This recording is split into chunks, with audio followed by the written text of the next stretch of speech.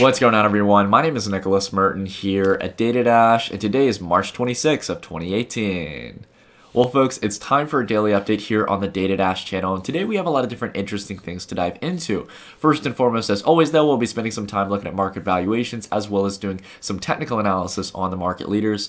But outside of this as well, we have some really interesting headlines to go into. First and foremost, I want to spend some time talking about the recent conflict in the Monero community between developers such as Bitmain, who make miners, and the developers behind the Monero project. So we're going to be talking about what all that is later on in the video and the different sides between the conflict. And along with that as well, I want to point you guys towards a really cool interview that I found on Reddit in regards to an individual who's worked for a prolonged period of time cooperating with the SEC in developing financial products in the ETF space, and talking a little bit about her opinion in regards to a Bitcoin ETF. I'm going to point you guys towards that interview later on. It's a really cool interview, and I highly recommend you check it out after the video. But nonetheless, let's go ahead and dive into the daily update, guys.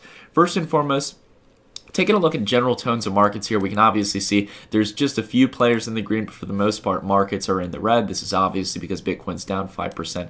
But then again, it's not a drastic down day, just simply another corrective day in Bitcoin here. However, if we come over here to market capitalization, I think the worst case scenario we could see is a retest for the third time, a triple bottom in market cap down to around the $280 billion range, as we've tested already 2 times in the past before. So I think that's possibly the worst case scenario we could possibly see. But again, if we get that, could be a possible opportunity to buy into Bitcoin cheap again, to possibly get in for the next altcoin cycle that I think we're going to see. As we can see, both overall market cap as well as altcoin market cap is starting to flatten out. The sell pressure is not there. Along with that as well, Bitcoin dominance has remained flat for the past few weeks. We've seen that Bitcoin dominance spiked up to around 45%, and since then has been holding flat as other coins have started to gain traction in the market, again signaling signs that we could be setting up for the next altcoin cycle in this market. Again, we'll have to see, though, if that can suffice. We'll have to see if the momentum can come into other coins and exit out of the value of Bitcoin and other leading cryptocurrencies at the top. So let's go ahead here and focus in on Bitcoin, because I know this is obviously what people are keeping an eye on right now. As we can see here right now, Bitcoin generally down, depends on what exchange you're looking at, 4 to 5%. And we can see here on the hourly that Bitcoin is holding relatively strong above 8,000, which is one of the big evens we need to watch here. Any of those big 1,000 marks, guys, hold serious values. You can see resistance at 9,000, support at 8,000. You know, again, those are the big levels we have to watch here. The $100 marks hold the second level of importance there. But as we can see on the hourly, we were holding nice support along the 200 hour. I was hoping we could curve up there and really garner some exuberance in price, some more optimism, and some more buy-side action. But it turns out we turned down below it. And you can see a very clear rollover on the hourly here to where we got some sell-side action and the volume came in. So what I'm generally watching for here is to see if it's going to hold at 8,000. Generally speaking, the chart doesn't look exactly bullish, but at the same time, I'm not fearful. We've gone through the majority of the correction here, in my opinion. And I think a worst-case scenario is that we come back down to the lower end of this wedge here, really on the lower end and on the support line of Bitcoin over the past few months. So I think we could possibly see it come back down here, and if it does, I'm definitely going to take a position in adding to Bitcoin at these lows, because I think this is when buyers are going to start coming in, and that we're going to start seeing an altcoin cycle soon.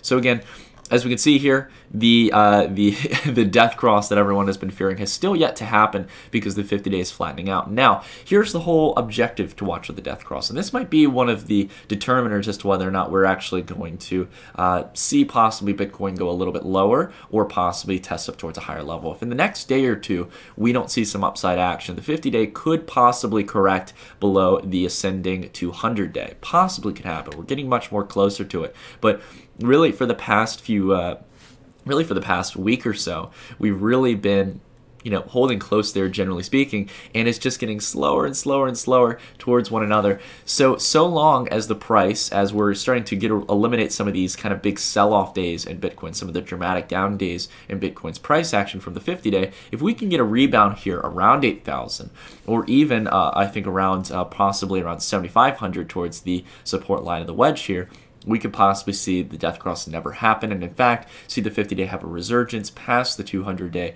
as the average price of the close for the past 50 days increases higher. So Long story short, we need to see a move here relatively soon, but even if the death cross does cross through, guys, it doesn't mean we're in an inevitable bear market. That's a tongue twister after all that I've been saying.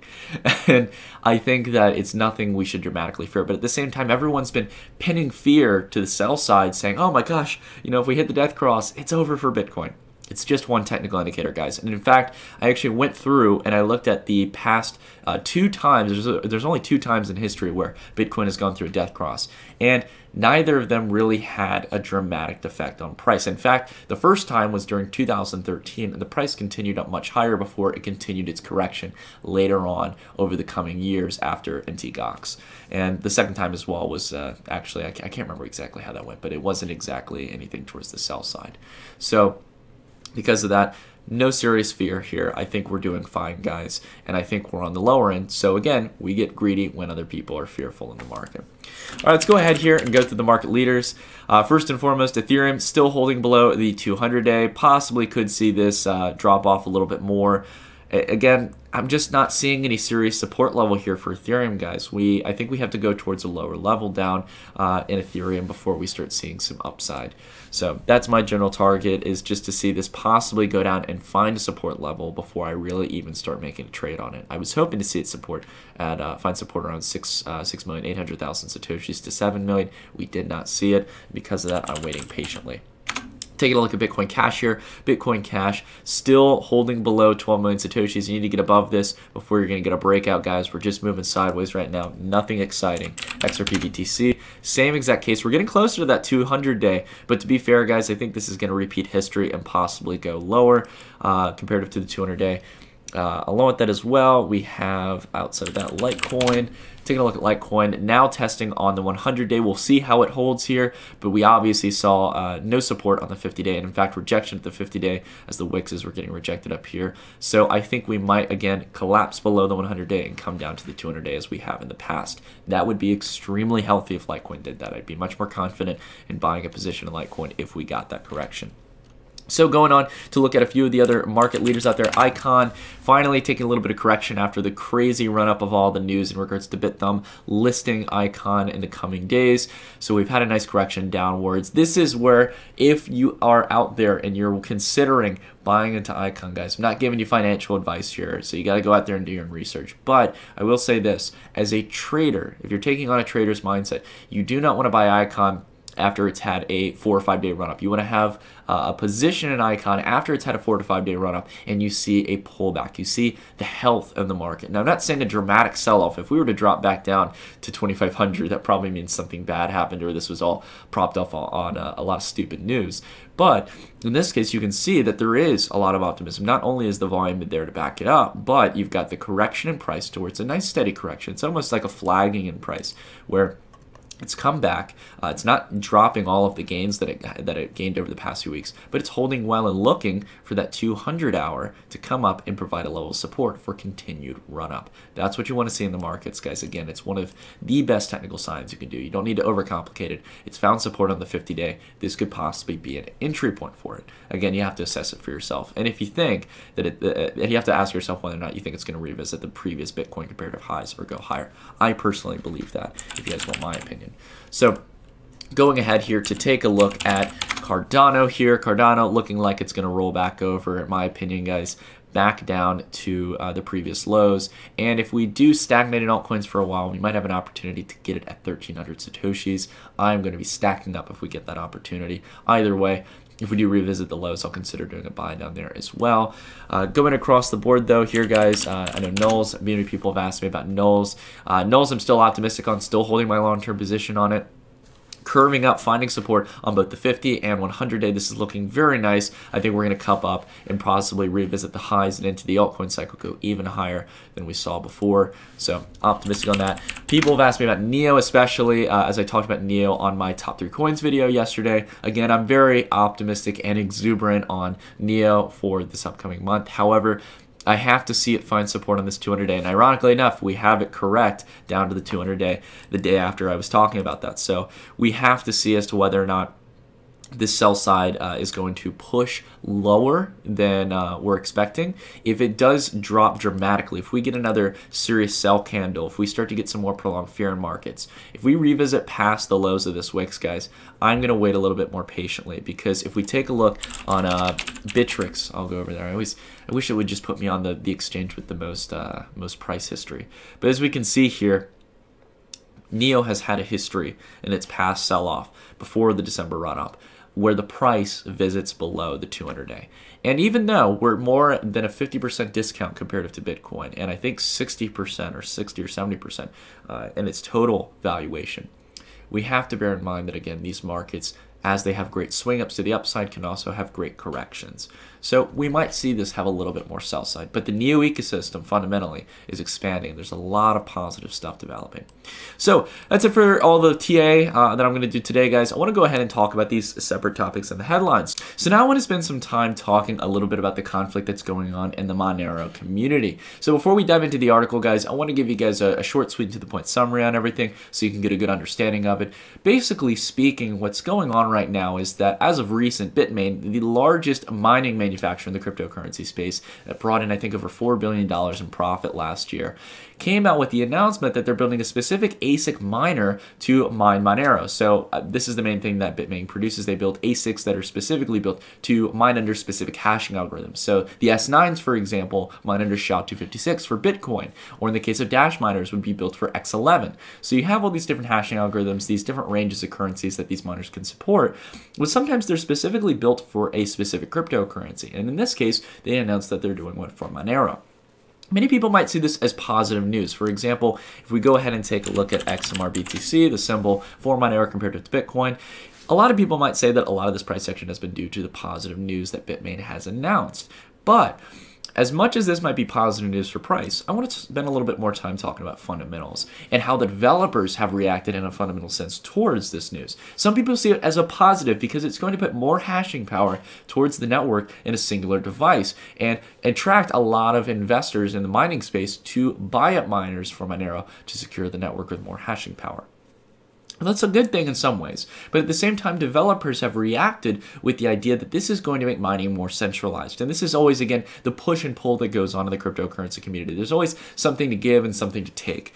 And the developers believe that it should be heavily focused on Monero, specifically the network, should be focused on GPU miners. Now, GPUs are graphics processing units, basically the graphics card that everyone's PC has in it, as well as your mobile phone and all these different things. We all have, whether it be a chip or an entire graphics card, something that usually we all have a stake of ownership in. If I have a computer, I know I'm going to have at least one built for gaming. I'm going to have a solid graphics card with it.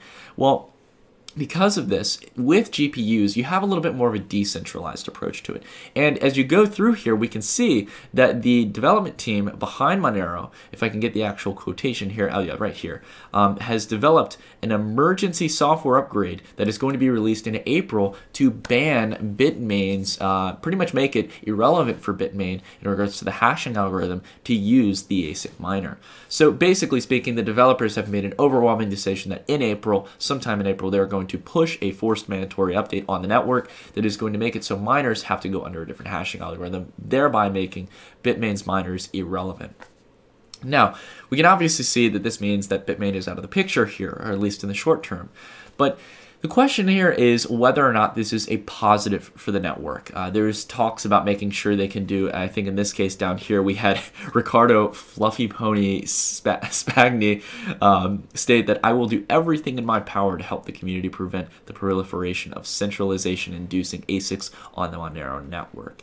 Now, this can be seen as a good thing and a bad thing. In the short term, this is good because it keeps mining decentralized. It makes sure that a lot of miners out there, people who are running huge mining farms, won't go out and buy up these ASICs. Make sure to have a direct ownership of them because there's a limited supply through all the connections they have. Trust me, that's how it works in the mining space. They come in and they swamp up all these miners. And they'll go out there and start making it uncompetitive for people who have GPUs to support the network. There's really no economic incentive for an average Joe like myself with just a GPU to go out there and mine on the Monero network. Well, as much as that can be seen as a good short-term thing to stop that from happening, at the same time, it does stop innovation and growth in the sense of security for the network. Hashing power helps to secure the network. The decentralization as well as the increased amount of hashing power helps to secure the network. Well, as much as we can always add new users to the network through the support of GPU mining, helping to secure the network, if it were to be the case that we don't see any innovation and contribution of hashing power, or at least enough to help secure the network, we could run into a very serious issue. If someone, for example, like Bitmain, were to create a miner that they didn't announce publicly that was able to outpace GPUs, and eventually if they were to release it on the network and everyone's running on GPUs, and it's not enough to keep up with someone who could potentially pull a 51% attack, that could leave Monero very vulnerable, especially if their time frame is bringing up updates within the next few days or weeks. It could leave it vulnerable for a prolonged period of time. So because of that, that's the kind of push and pull here. I think more than anything in the short term, it's a good move for Monero, but at the same time, they need to make sure that they're expanding the entire hashing power for the network and making sure to really enforce people who are not so much enforce, but encourage people who are supportive of the Monero network to run a miner on the network, to run their GPU, and to support the network in some way, shape, or form. So again, it's a push and pull here. There's always positives, there's always negatives, but I'd like to hear what you guys think down in the comments down below, because there's always going to be a conflict on what's the right path in regards to this. And we'll see how Monero deals with it, and as to whether or not Bitmain's even going to push out the miner.